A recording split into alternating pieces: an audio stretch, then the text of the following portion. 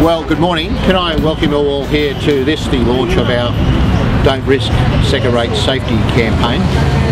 As you may be aware, the federal government prior to the federal election back in 2007 announced that it would be seeking to harmonise occupational health and safety laws. However, it did so on the basis that it wouldn't attack or affect existing safety standards. We're now down some 18 months down the process with regard to this proposal to harmonise occupational health and safety laws. And let me say at the outset that as a broad principle, we don't have a problem with the notion of harmonisation. We do have a problem with it though if it is going to impact adversely on workers in New South Wales. And as I say, after 18 months in the process, this harmonisation process, we're now at a stage where the government's almost in a position to start having model laws or a model national law drafted, and unfortunately it is going to impact adversely on New South Wales workers.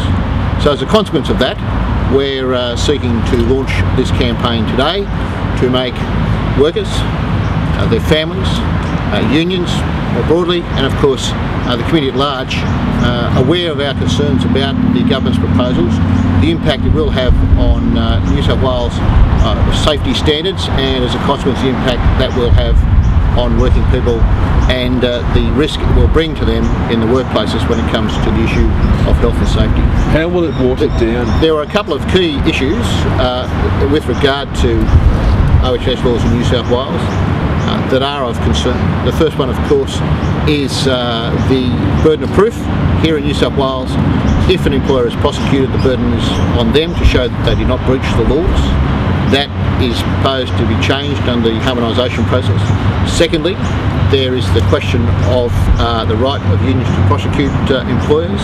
That is a right that has been around in New South Wales since the 1940s, and it has been shown to be very effective in helping to enhance the level of safety for workers in this state, and it's proposed that that be abolished under harmonised laws.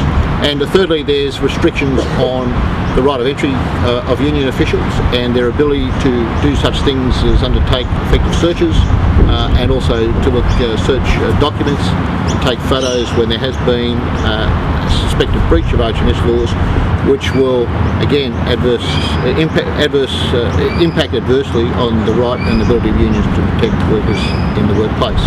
So they're the three key issues, they're the major issues of concern. There are some others with the harmonisation process.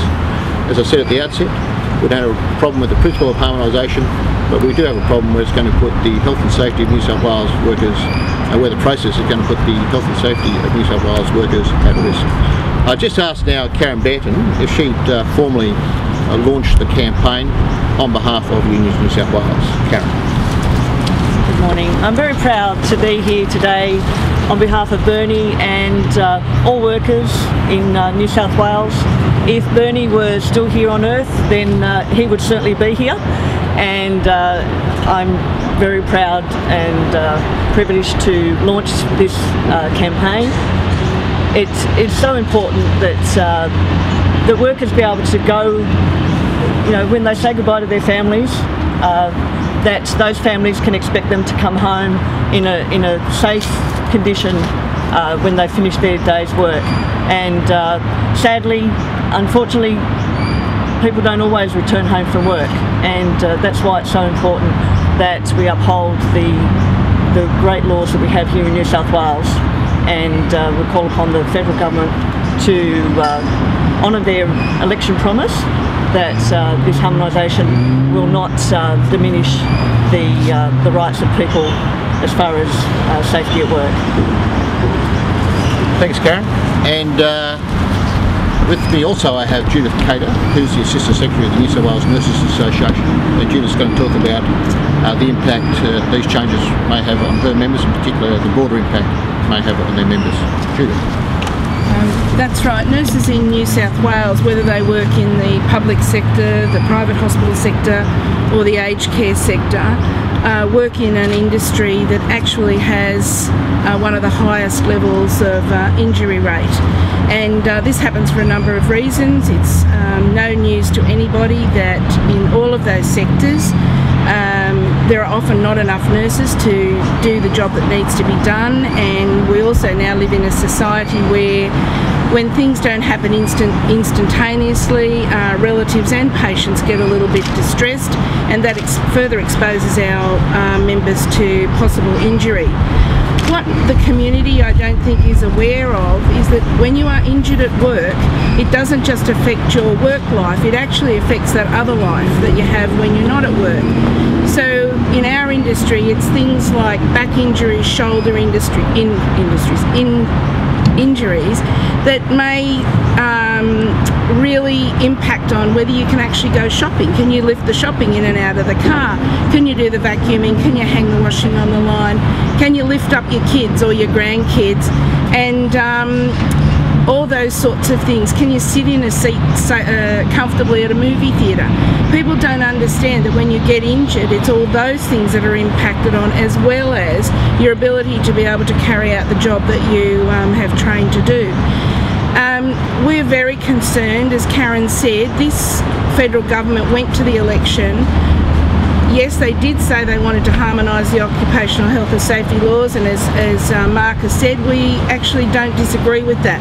But they also promised not to reduce the standards, and it's now looking like in New South Wales that that could possibly happen, even though we have a state government who is actually signed up to New South Wales standards, but the way it looks now is that they could be outvoted at the table by the other states who don't see the importance of New South Wales laws.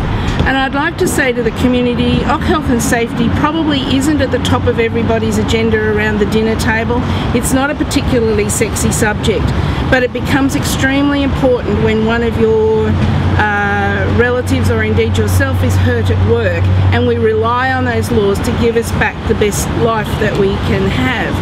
So I would urge everybody to sign up to the campaign, sign the postcards that go to Julia Gillard that say we do not want second-rate safety in this state. Stick to your pre-election promise and ensure that citizens in New South Wales are able to maintain the occupational health and safety standards that we've enjoyed to date. Don't risk second-rate safety.